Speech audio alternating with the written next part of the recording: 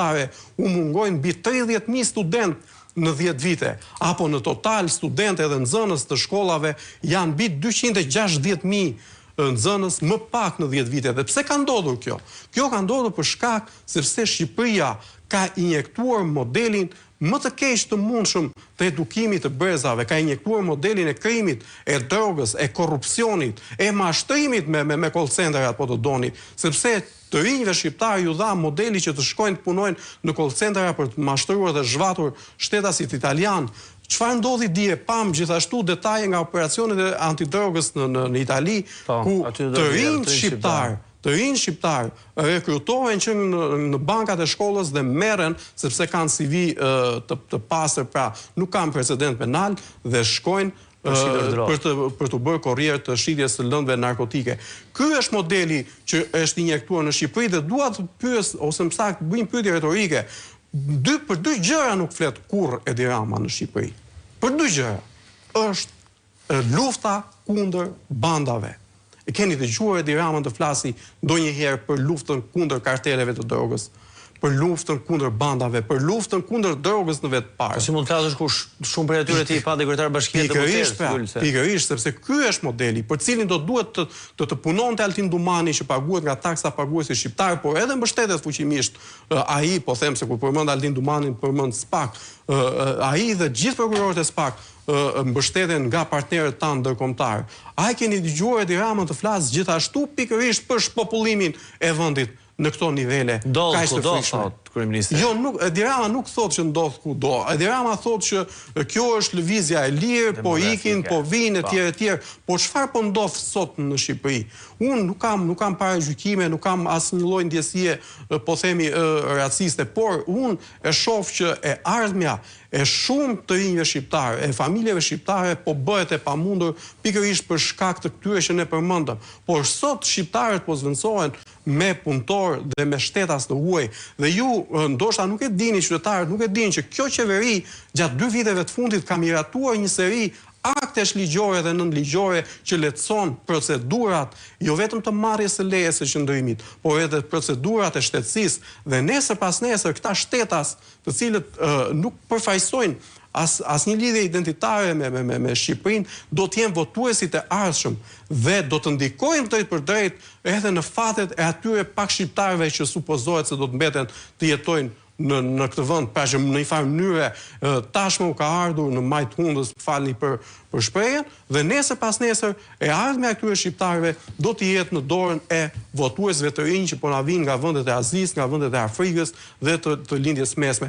Pra edhe një herë këtu dua ta bëj qartë, nuk kam asnjë lloj paragjykimi, ky nuk është racizëm, por e ardhmja e qytetarëve shqiptar sot për shkak të çmimeve, për shkak të korrupsionit, të nivelit të varfërisë, edhe të gjithë elementeve negativ që janë promovuar nga kjo qeveri, po vihet në rrezik edhe nga një tjetër element që është pikërisht popullimi në këto nivele dhe ardhja e shtetasve të huaj. Juri, për të kthyer edhe një herë tek Dumani dhe tek logjika që u that pak më parë, pra fenomeni Altin Dumani, natyrshëm lind pyetja ose mendimi ose konkluzioni se të tillë eksponent nuk janë rastësishëm, nuk janë të rastësishëm në pozicionet që patjetër, shikoj Arnold. Për shkak punës, domethënë unë se do të kesh disa cene që të kthehesh në ushtar. Dgjoj. Për shkak të punës me emisionin Plug gjatë 3 sezonave të fundit, unë kam krijuar një bindje, sigurisht unë kam qenë skeptik dhe vijoj të jem skeptik nga SPAK që në momentin që është themeluar si institucion. E them këtë sepse mua SPAK nuk më ka bindur në dosjet më të rëndësishme. Unë jam një gazetar që kam lexuar shumë dosje të prokurorëve të SPAK dhe niveli, po them profesional, ose është i qëllimshëm në mënyrë pra të ndërtohet një dosje në mënyrë mediokre, ose ky nivel është realisht niveli që përfaqësojnë nga pikpamja profesionale këta prokurorë. Unë nuk e besoj të dytën, por besoj faktin që këta njerëz janë çuar aty jo rastësisht. Pra e kaluan vettingun me cene dhe çfarë ndodhi? Po të shihni, goditja ndaj opozitës ndodhi në kulmin, po them, e promovimit të 2 njerëzve, Altin Dumani dhe Irena Gjokës. Të dy janë pikërisht njerëzit që kanë goditur ekstremisht opozitën. Njëri si prokuror që hetonte dhe tjetra si gjyqtare që miratonte vendimet e prokurorit. ka pas dhe prokurorë të tjerë, por kyçi kanë qenë këta.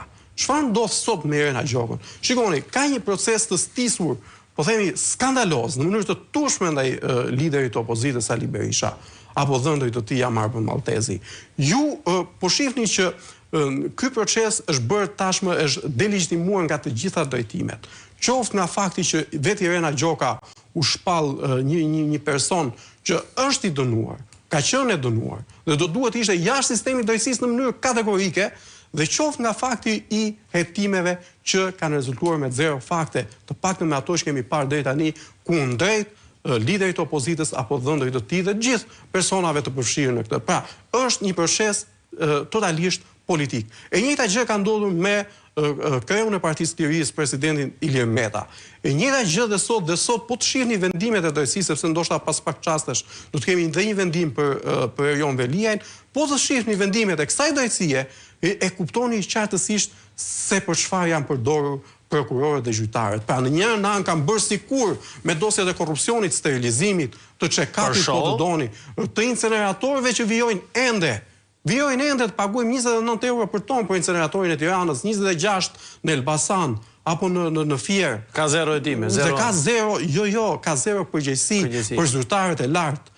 Kjo dosje ju faturua vetëm pak njerëzve, ndërkohë që sot inceneratori i Tiranës ka marrë mbi 100 milion euro të drejtë për drejta nga taksa dhe paguesve të qytetarëve shqiptar. Po sterilizimi, po check-upi, po dosje të tjera korrupsioni, ku shkuan? Pra vetëm opozita ka bërë korrupsion edhe pse ka 4 mandate në opozitë, pra drejtuesit opozitës, ndërkohë që korrupsioni i Belinda Ballukut sot, që është, po themi, target numër 1 i Bashkimit Evropian, apo pika kyçe, thelbësore, që ne të marrim dritën jeshile për të shkuar në Bashkimin Evropian, nuk hetohet. Edhe për Belinda Ballukun nisi një herë pezullua, më pas kërkuan imunitetin. Arnold, se unë kam thënë dhe them shpesh, mjafton, unë nuk e di pse prokurorët e SPAK deri më sot nuk na tregojnë se çfarë ka ndodhur me urën në tunelin e Llogaras. Pse prokurorët e SPAK nuk na tregojnë se çfarë ka ndodhur me tenderat e rrugëve që janë shembur, i kemi denoncuar vetëm ne mbi 1.1 miliard euro.